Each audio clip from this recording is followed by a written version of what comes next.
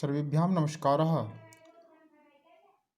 इस कालखंड में हम सुरभि संस्कृत कक्षा सप्तम द्वितीय पाठा कालबोधः इसका अध्ययन करेंगे। इसका जो आपको संस्कृत के शब्द हैं उनके अध्ययन उनके अर्थ सीखने को मिलेंगे। पाठ का अनुवाद करने के दौरान आप पाठ का अनुवाद सीखेंगे।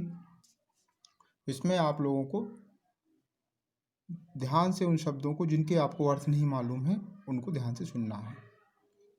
द्वितीय पाठा कालबोधः, समय का बोध, समय का ज्ञान। काल मीन्स समय, बोध मीन्स ज्ञान, जानकारी, समय का ज्ञान या समय की जानकारी।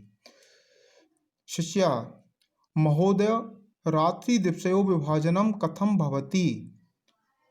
शिष्य महोदय रात्रि दिन का विभाजन कैसे होता है। गुरु पृथ्वी गोलाकारा विद्यते, पृथ्वी गोलाकार होती है। ऐसा अहिर्निशम केंद्रे परिभ्रमति, यह इसके केंद्र पर घूमती है, परिभ्रमण करती है।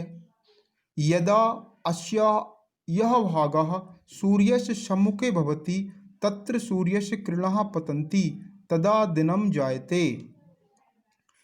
जब इसका जो भाग सूर्य के सम्मुख होता है वहाँ सूर्य की किरणें गिरती हैं, तब दिन होता है। यस्मिन् भागे किरणाः न पतन्ति तत्र अंधकारः भवति रात्रिश्च जायते।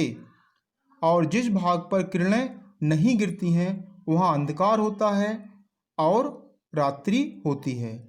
सूर्यः प्रातः पूर्वश्याम दिशि उदेति सायं च पश्चिम दिशि अस्तं गच्छति। सूर्य प्रातः पूर्व दिशा में उदय होता है और शाम को पश्चिम दिशा में अस्त हो जाता है। एवं सूर्यस्य उदयानंतरम दिनस्य अस्थानंतरम च रात्रे। इस प्रकार सूर्य के उदय होने पर दिन और अस्त होने पर रात्रि का ज्ञान होता है।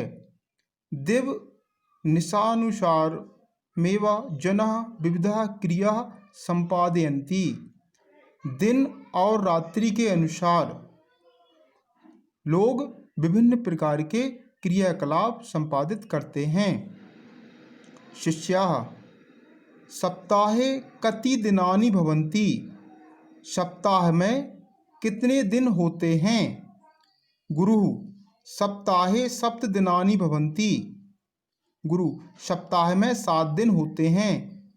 तेषां नामानि तु रविवासरः, सोमवासरः, मंगलवासरः, बुधवासरः, गुरुवासरः, शुक्रवासरः, शनिवासरः चेति। उनके नाम जैसे रविवार, सोमवार, मंगलवार, बुधवार, गुरुवार, शुक्रवार और शनिवार हैं। शिष्य वर्षे कति मासा भवन्ति। वर्ष में कितने मास होते हैं। गुरु वर्षे 12 मासा भवन्ति। वर्ष में 12 यानी कि 12 मास होते हैं। तेषां नामानि तु चैत्रः, वैशाखः, ज्येष्ठः, आषाढ़ः, श्रावणः, भाद्रपदः, आश्विनः, कार्तिकः, मार्गशीर्षः, पौषः, माघः, फाल्गुन चेति।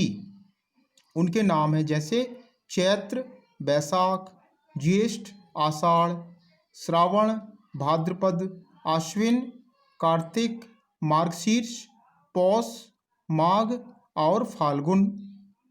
शिष्यः तिथयः कति भवन्ति। तिथियां कितनी होती हैं। गुरु प्रतिपक्षम तिथयः 15 भवन्ति। गुरु प्रत्येक पक्ष में 15 तिथियां होती हैं। यथा प्रतिपदा, द्वितीया, तृतीया, चतुर्थी, पंचमी, षष्ठी, सप्तमी, अष्टमी, नवमी, दशमी, एकादशी, द्वादशी, त्रयोदशी, चतुर्दशी, पूर्णिमा, अमावस्या व।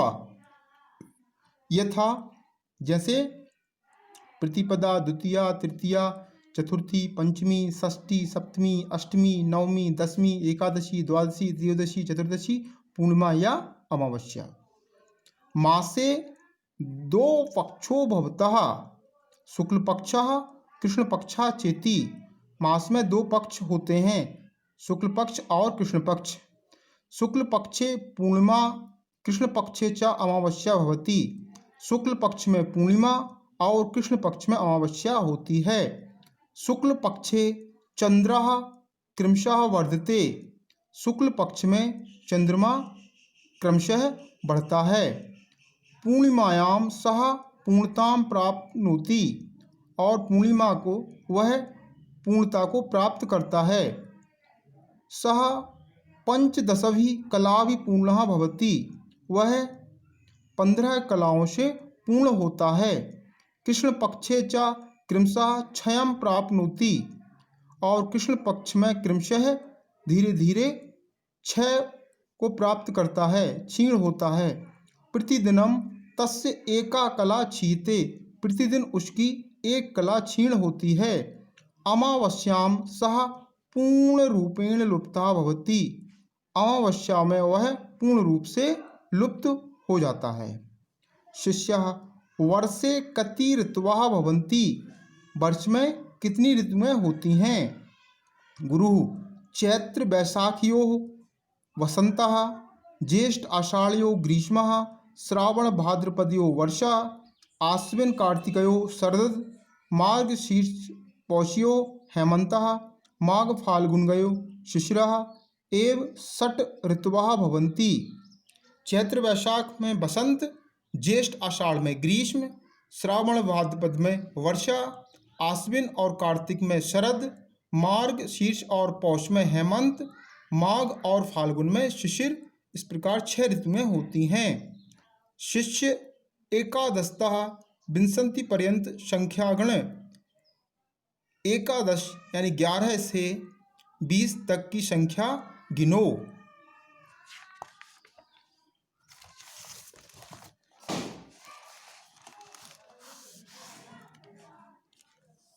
शिष्य आम ठीक है सर। अच्छा, एकादश, द्वादश, त्रयोदश, चतुर्दश, पंचदश, षोडश, सप्तदश, अष्टादश, नवदश, विंशति। इस तरह गिनती पूर्ण करता है वो एकादश से विंशति तक, 11 से 20 तक। एकादश 11, द्वादश 12, त्रयोदश 13, चतुर्दश 14, पंचदश 15, षोडश 16, सप्तदश 17, अष्टादश 18, नवदश 19, विंशति 20। गुरु साधुवत्स सम्यक्तम। बड़ा वत्स मीन्स बेटा, बेटा बहुत बढ़िया, एकदम सही गिना है। यहाँ पे जो शब्दार्थ आए हैं, इसके अलावा भी और जिन शब्दों के आपको अर्थ नहीं मालूम है वो आप इस अनुवाद से सीख सकते हैं। अहर निशम मीन्स दिन रात, पक्ष मीन्स पखवाड़ा, महीने का आधा भाग, 15 दिन का पखवाड़ा कहा जाता है। क्षयम मीन्स नष्ट होना, क्षीण होना। कला मीन्स शोभा। तो इस पाठ के अनुवाद से आप लोगों को इन शब्दों के अर्थ भी समझना है और इस पाठ का पूरा, जैसे आपने प्रथमा पाठा का एक एक वाक्य का अनुवाद किया, वैसे ही इस द्वितीय पाठा का भी एक एक वाक्य का आप अनुवाद लिखेंगे।